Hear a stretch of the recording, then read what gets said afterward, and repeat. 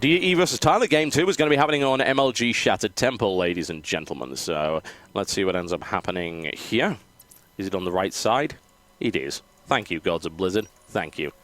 I bring you DDE. He's in the red trunks. He is playing down to the west of this particular map, which is, of course, Shattered Temple versus his opponent, Tyler. He's from Team Liquid, and he is playing Protoss to the south.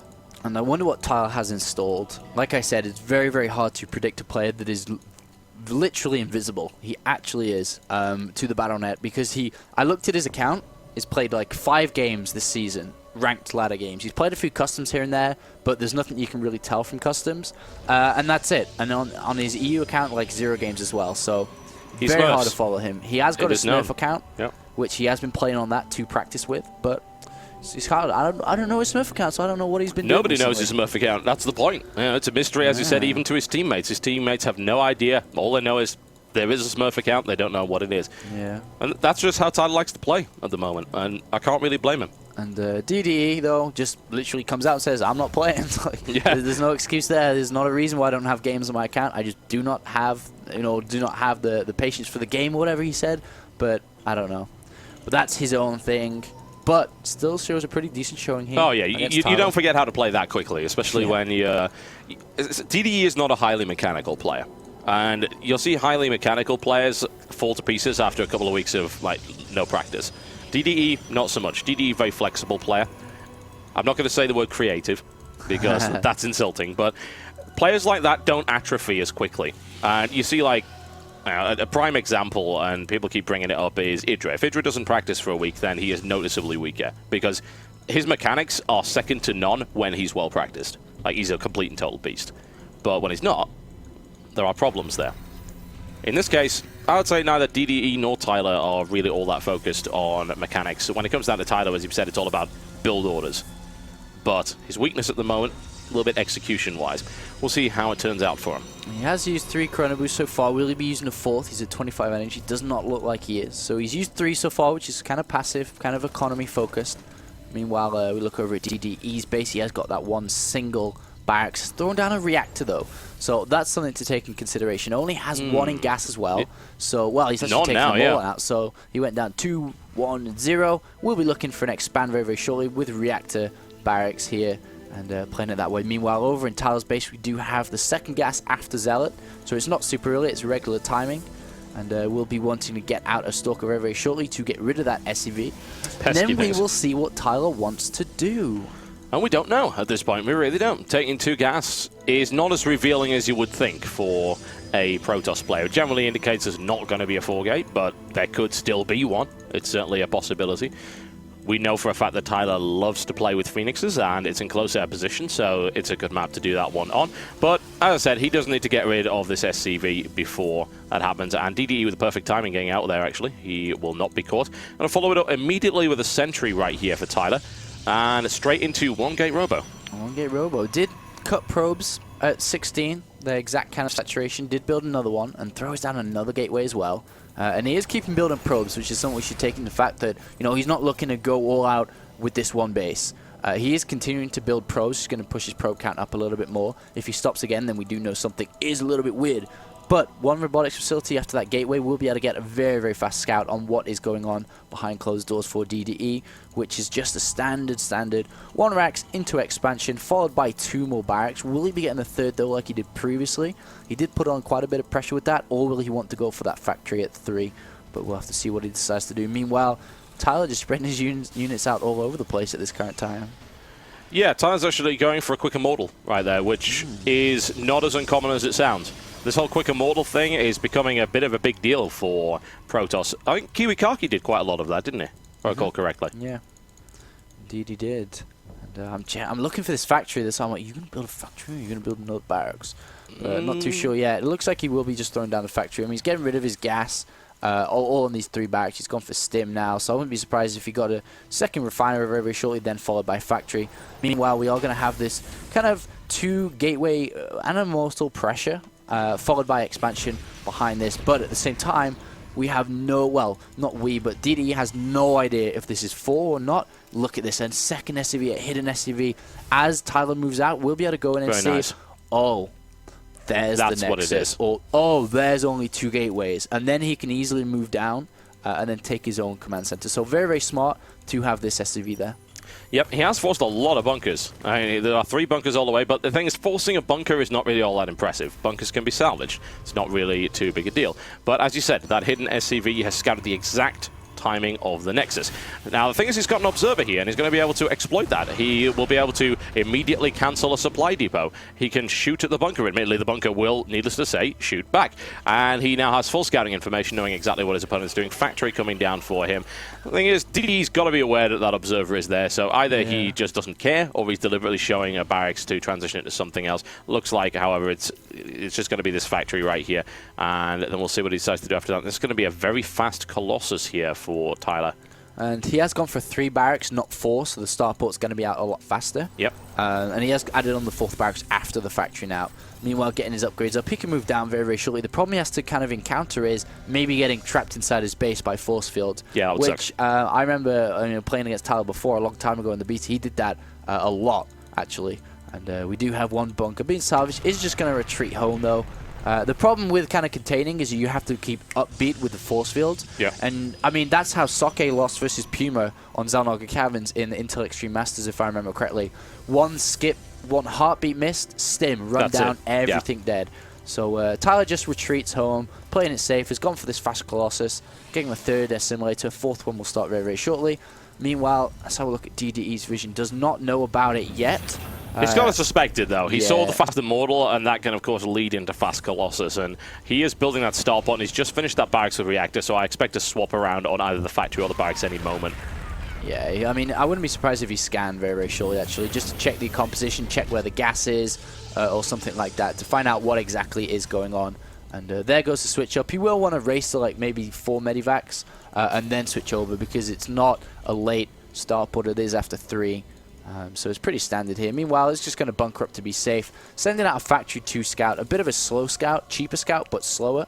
But I guess that doesn't matter too much since he's going to go 2 4 medivacs he doesn't anyway. really care. And it's difficult to bring down, as I say, as opposed to wasting a scan. I think what he wants to do is try and throw out as many mules here as possible, because let's be honest, he was delayed in putting this orbital down, because there was that pressure, there was that threat from outside. He was forced to play a little bit more defensive, and he doesn't really like that. DDE is not much of a defensive player. Now DDE looking to take that very rapid expansion up to the top, and he's going to get plenty of good information right here. He's actually moving the Colossus away, but DDE did spot the robotics bay and the chrono boost on that, so he knows exactly what's coming. Yeah, because he has to switch over now, basically. He's got a couple of things he can do. He can pressure and just poke before Thermal Lance is done, or he can switch immediately over to Vikings. He's going to do both. Hey, he's why not? moving out at the same time now. No upgrades yet from DDE. Doesn't even have an engineering bay down yet as well. And he is going to go in now. Start a drop at the back base and then pressure from the front. Is Tyler's multitasking up to it? We'll have to find out. I guess we are about to find out one way or the other. There's that drop, and of course that's going to be immediately picked up. Tyler is not going to move his entire force back, though, and that is a sensible thing to do. He knows what's coming. The question is, will that be enough? That was a pretty good force field there. Did block in several units against those zealots. Does he have enough to clean this up? He does, but DDE is going to retreat, and once again, we're seeing Chiltos in action right here. He did not panic. He didn't move all of his units back for that 1 drop, and that was smart. He does have the spare Colossus rolling around that he'll be able to use to very easily clean that up. And there we go. He does some damage. He can't take out the medevac just yet, but for the moment, DDE is not able to apply any real pressure to Tyler, and that's what Tyler wants. The thing is Tyler going to end up taking this 3rd in any time soon? Because DDE already has. He's still on 2 gateways, which is remarkably low for 30 minutes in the game. It is, yeah. Has added on a Forge and Twilight Council now as well. We'll be looking to go for that Zealot charge and also that +1 armor. Meanwhile, pushing out with these double gateway units now, and considering he's on 2 gateways, he has a lot of units out. And these Colossus adding on more gateways now as well. And in comes another drop as Tyler moves out. Well, this is the real weakness of 2-gate, is that you can't respond by warping in anything. You can warp in 2 units, which is nowhere near enough for 2 dropships worth of stuff. And this is probably going to force a base trade-ish kind of scenario from Tyler. And if Tyler backs off here, then he's going to lose a ton, and he loses out on an opportunity to attack. And DDE has done this perfectly. He shuts down Tyler's production, taking out every single pylon he can see. Nothing else is coming out out there. The Colossus are forced to move in on their own because they are the only guys that can get there fast enough. But the tech of Tyler just got gutted. His production facilities just took big hits. And while he still has the ability to produce Colossus, that's a lot of pylons taken down. Yeah, that's a lot of hurt right there. And that was a bit of a waste. But nevertheless, I mean, that's why we've even seen some Protoss players decide to go for Blink before Zealot Charge, so you can deal with the drops. Yeah. Because at the moment, he can't really deal with them at the moment. No, he can't. And it's hurting a lot. The third base is up and running. Unit tab shows 55 SCVs to 44 probes. And as you said, that hurt a lot, losing all those pylons, losing production. Gateways turned off, Forge turned off, upgrades are slow. And right now we're just sitting with DDE, just cruising at the moment. He can add on the second engineering bay, can add an armory as well to go to 2-1 upgrades. He can literally just do anything he wants at this current time. He's in a really, really good position to potentially take this second game. Yeah, I don't see why not, honestly. I really, really don't see why not. And Tyler had this big supply advantage. Admittedly, there are Colossi, so that takes up a lot of supply, so it's perhaps a little bit misleading. He wants to be careful not to have a few Colossus sniped off right there. Tyler doesn't have Blink to follow that one up, and DDE now knows it. So that's going to be something he will exploit, I could imagine. And Tyler maybe had this window where he could have gone in and done damage, and he was forced to do the one thing he didn't want to do, which was retreat. And retreating with a ball of units like that for Protoss takes ages. Yeah, and I mean, he kind of had the observer there. He saw the bunker, he saw the Vikings. He didn't really feel that if he went, he committed himself, which means he'd basically lose everything in his base, so he had to return. And another potential drop, he's just kind of poking around. Units still in the base, though. Tyler being very, very smart. He's a very intelligent player as well. But a big push is coming out now. +1 about to finish. Viking count is currently at 8.